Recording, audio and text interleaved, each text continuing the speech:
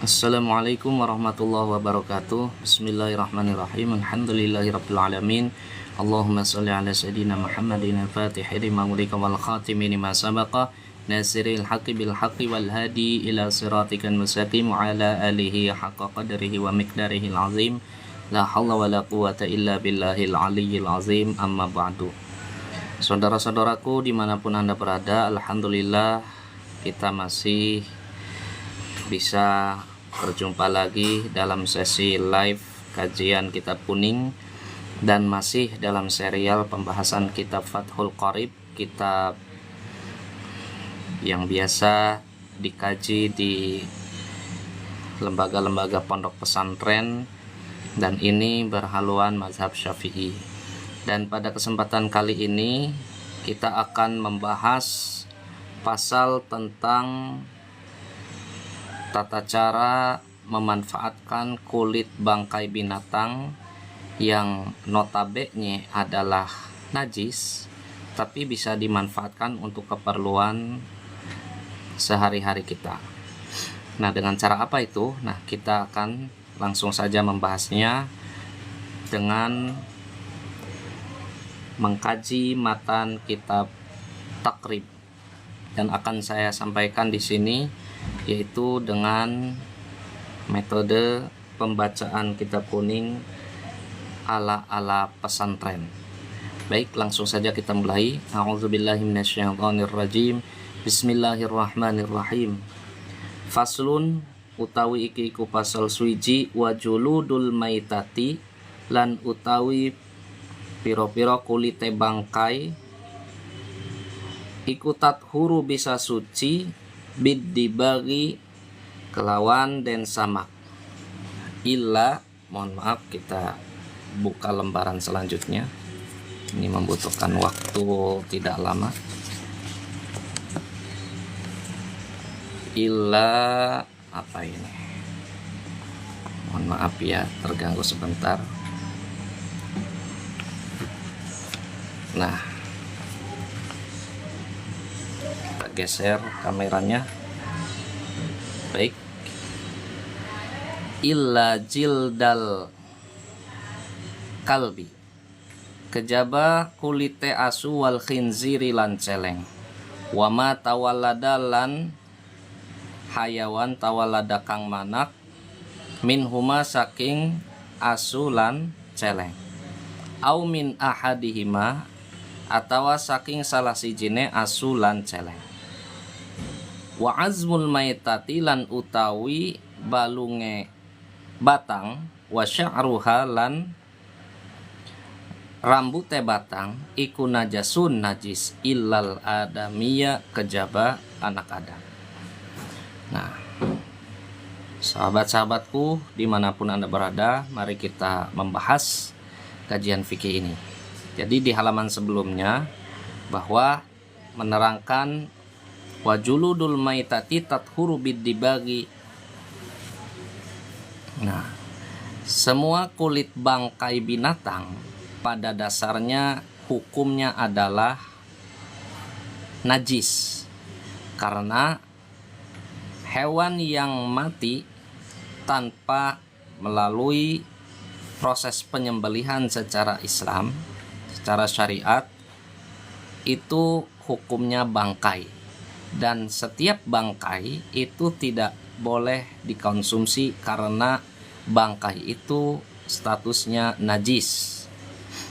Sehingga semua tubuh bangkai binatang itu hukumnya najis.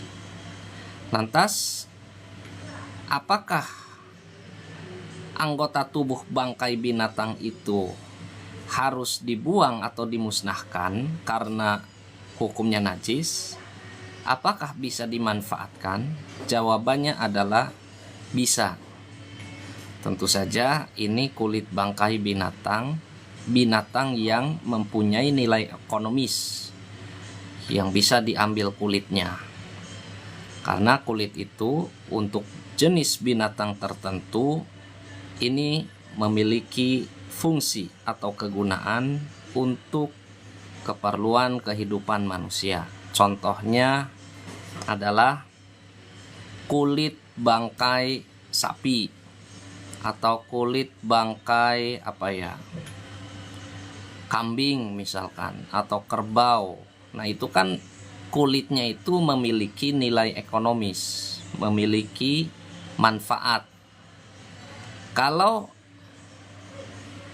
contohnya sapi atau kerbau atau kambing mati tanpa melalui proses penyembelihan dan kulitnya masih bagus, itu kan sayang kalau dibuang. Lebih baik bisa dimanfaatkan, yaitu dengan cara disamak.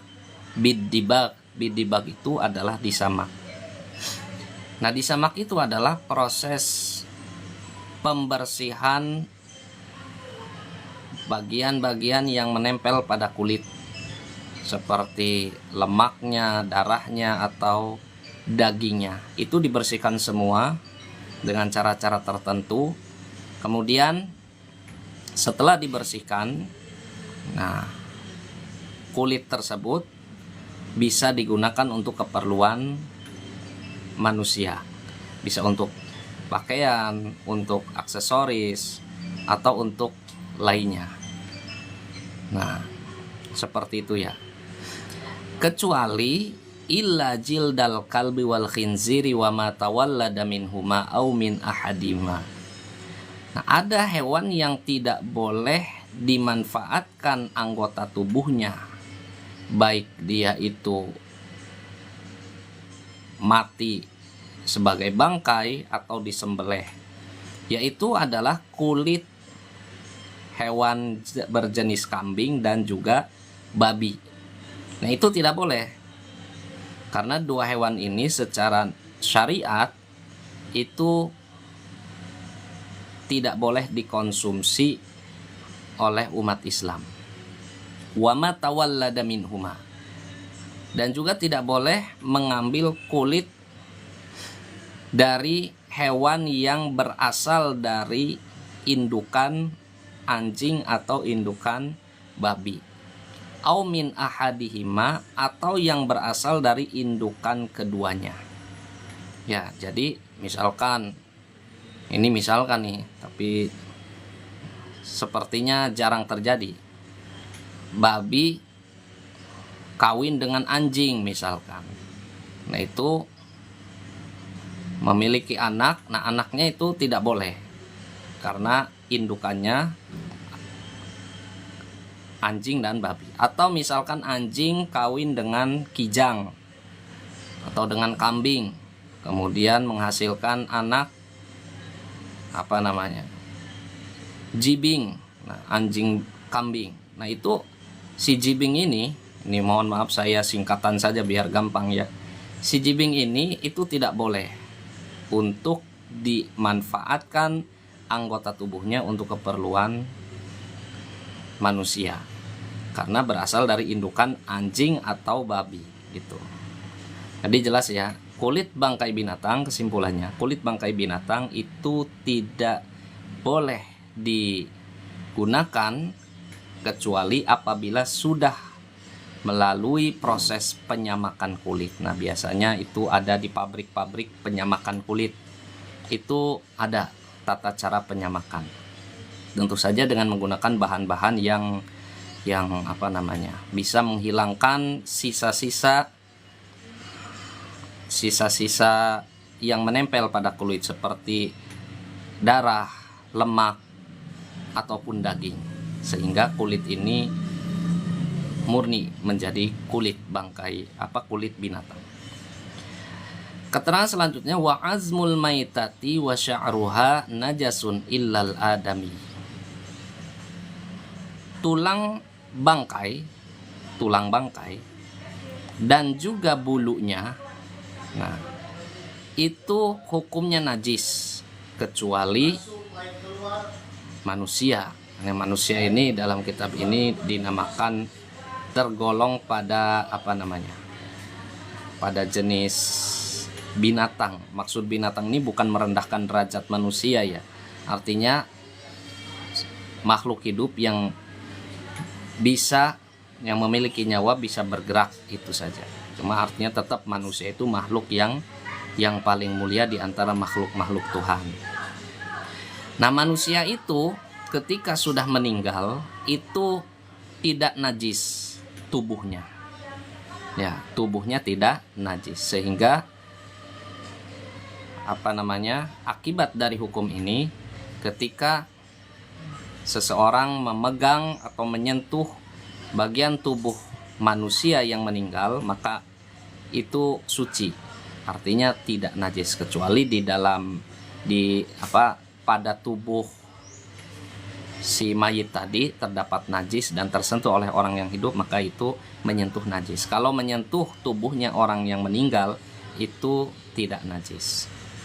Tapi kalau bangkai binatang itu tulang dan bulunya itu hukumnya najis. Cukup ya pembahasan tentang bagaimana cara memanfaatkan kulit hewan atau kulit binatang yang statusnya sebagai bangkai.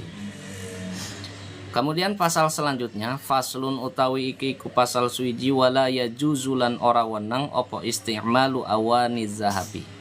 Gunaakan piro-piro wadah saking emas wal fiddati lan perak. Wa yajuzulan wenang opo isti'malu ghairihima. Gunaakan liyane wadah saking emas lan perak. Minal awani bayane saking piro-piro wadah. Kemudian pembahasan selanjutnya, pasal menerangkan tentang bagaimana hukum menggunakan perabot rumah tangga, wadah-wadah seperti piring, mangkok, gelas, dan lainnya yang terbuat dari emas dan perak. Ternyata di kitab takrib ini, mazhab Imam Syafi'i, Imam Abu Syuja mengatakan tidak boleh. Tidak boleh di sini artinya haram. Tidak boleh, artinya tidak diperbolehkan menggunakan wadah-wadah yang terbuat dari emas dan perak. Wa yajuzu isti'malu ghairihima minal awani. Akan tetapi untuk wadah-wadah yang terbuat dari selain emas dan perak itu boleh. Contohnya seperti wadah yang terbuat atau perabot perkakas yang terbuat dari besi, dari aluminium, dari kuningan, dan lain-lain itu hukumnya boleh. Tapi kalau emas dan perak itu tidak boleh. Cukup ya. Nah, ini kita membahas matanya saja, bukan syarahnya. Kalau syarah nanti panjang penjelasannya. Nah, barangkali ada teman-teman yang ingin ngasih saran, pertanyaan, silahkan sampaikan di kolom komentar. Kita lanjutkan faslun utawi iki iku pasal suwiji wasiwaku lan utawi siwak iku mustahabun den sunahaken. Fabikulli halin, ini harusnya ada huruf jar. Fi kulli halin, mohon maaf, fi kulli halin ini harusnya dipisah ya. Fi kulli halin ing dalam saben-saben tingkah. Illa ba'da zawal kejaba sawise lengser srengenge liso imi kedua wong kang puasa. Wa huwa utawi siwakan fi salasati mawadi'a ing dalam telu piro-piro panggonan iku asyaddu leuwih banget apane istihbaban den sunahakene inda taghayyuril fami ing dalem nalikane owahe cangkem min azmin krana meneng kang suwe wa ghairihi lan liyane azem wa indal qiyami lan ing dalem nalikane ngadeg minan naumi saking turu wa indal qiyami lan ing dalem nalikane ngadeg ilas sholati maring salat. Pasal ini menerangkan tentang hukum dan tata cara bersiwak. Siwak itu sendiri adalah membersihkan gigi dari sesuatu yang dianggap kotor. Nah, contohnya ketika setelah melakukan atau setelah makan makanan yang menimbulkan bau mulut, nah itu bisa disunahkan untuk siwak. Nah, apa contohnya? Makan makanan yang menimbulkan bau mulut, contohnya adalah makan jengkol, makan pete, nah, atau bawang ya. Nah, ketika setelah makan makanan tersebut dan mulut berubah menjadi bau tidak sedap, maka disunahkan untuk bersiwak. Nah, siwak sendiri itu menggunakan kayu arok. Kayu arok ini sejenis kayu yang memang spesiali atau dikhususkan untuk melakukan siwak. Nah, zaman dulunya ketika Nabi Muhammad SAW itu melakukan siwak ya dengan menggunakan kayu arok, dan kayu arok banyak dijual di tempat-tempat, contohnya seperti tempat minyak wangi, tempat parfum atau lainnya, itu banyak, dan wanginya khas ya, wanginya khas, dan untuk penggunaan siwak itu cocok sekali. Adapun zaman modern itu kita biasa membersihkan gigi kita dengan sikat gigi. Nah, sikat gigi juga bagus. Ada beberapa tempat yang membersihkan gigi mereka menggunakan nyepah. Nah, nyepah itu dalam bahasa Sunda itu mengunyah daun sepah, ya, daun dan juga kapur, daun sirih ya, daun sirih dan kapur, sehingga bibirnya itu menjadi, ludahnya itu menjadi merah, dan itu konon katanya nyepah itu bisa menguatkan gigi dan membersihkan mulut. Nah, itu tradisi yang pernah dilakukan oleh orang-orang dulu. Nah, di kampung saya juga ada di Cirebon ya. Baik, kita kembali lagi ke pasal tentang hukum dan tata cara bersiwak. Siwak itu hukumnya mustahabun fi kulli halin. Hukumnya disunahkan melakukan siwak di setiap keadaan. Illa ba'da zawal lisaim. Kecuali khusus bagi orang puasa itu lebih baik tidak melakukan siwak. Kapan? Setelah matahari tergelincir ke arah barat, zawal. Nah, zawal itu adalah waktu zuhur ya. Nah, ketika zuhur lebih baik khusus bagi orang berpuasa itu tidak melakukan siwakan, karena siwak itu kan tujuan utamanya membersihkan mulut dari bau yang tidak sedap atau membersihkan mulut dari kotoran yang ada di mulut setelah melakukan makan. Nah, bagi orang puasa, bau mulutnya orang puasa, nah, itu lebih wangi menurut Allah daripada minyak misik, minyak kasturi. La khulufu fami shaimin atyabu indallahi minal miski. Itu hadis nabinya, bahwa bau mulutnya orang puasa itu lebih wangi menurut Allah daripada minyak kasturi atau minyak misik. Sehingga khusus bagi orang yang berpuasa ketika waktu zuhur sampai berbuka puasa sebisa mungkin tidak melakukan siwakan, tapi tidak sampai mencapai derajat membatalkan siwak ya. Hanya lebih baik tidak melakukannya. Oke. Nah, bersiwak ini sangat disunahkan dalam 3 keadaan. Yang pertama adalah inda taghayyuril fami. Ketika terjadi bau mulut atau mulut beraroma tidak sedap. Ya, bisa karena di sini diterangkan min azmin wa ghairihi. Bisa karena diam terlalu lama atau tidak makan, tidak minum terlalu lama.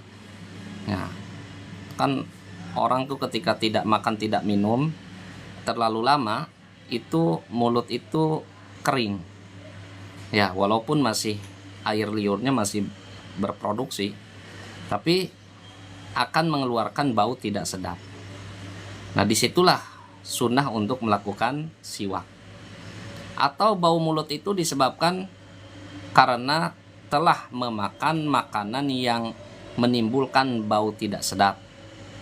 Contohnya apa? Setelah makan jengkol, makan pete, makan apa lagi?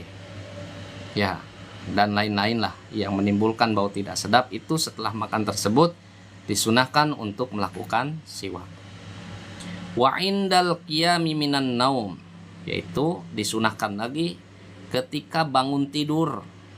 Nah, karena bangun tidur itu, namanya orang tidur itu kan tidak makan, tidak minum, dan diam terlalu lama, sehingga mulutnya beraroma tidak sedap. Nah, ini sunnah melakukan siwakan. Wa indal qiyami ilas sholati, dan ketika mau melaksanakan sholat itu sunnah melakukan siwak.